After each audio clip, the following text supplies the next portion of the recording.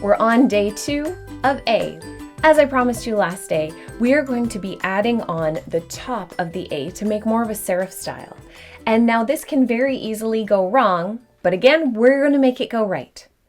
I often like to use a pencil to draw in some guidelines for my letters, and I'm going to suggest that you use that now. You want to draw in guidelines that go straight up and down. Obviously not that high because that's a ridiculously tall A, but you want to draw in guidelines that go up and down from the outer borders of your downstroke. So here and here.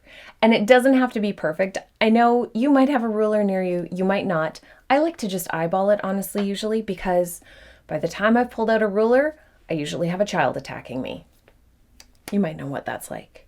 Now, for your A, you're going to be doing an overhead curve that's going to go from right around this area here over to this area here. And I've drawn those as larger circles because they're going to be downstroke weight over there. But along the top, it should just be an upstroke. It's probably going to help if you even sketch in these little marks. You can start to visualize it a little bit better. This thin upstroke will come down into your downstroke area, and this one over on this side will do the same thing. From thin to thick. If you're ever unsure about how your letter should be formed, you can always draw in those little circles and tiny rectangles.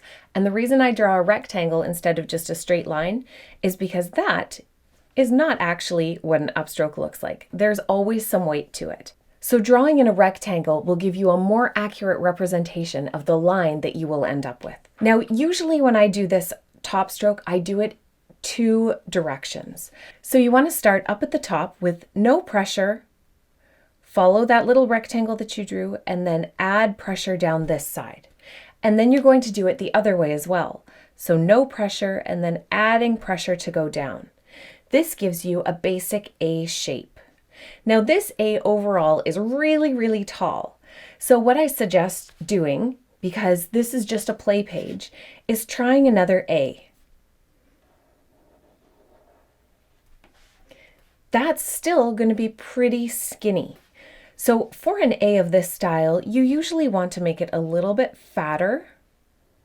Even starting with that circle base, you can draw in that downstroke and then go in and add the others. So just with the orange, I'm going to draw the thick line, a thin line up top, and then another thick line. This is sort of then like connect the dots. So connecting one to the other, and then we'll go the other way. Start at the top and curving down. There you go. Before you know it, you've drawn a cute serif A. You can even add a little bit of weight to the end here because this end has some weight with a tiny downstroke overlapping. Then, if you're comfortable with that, you can try going from this point to this point if you want, but this is a great way to build up an A from a base. Next time, we're going to add a little bit more interest to this A that we've drawn by putting in an inline.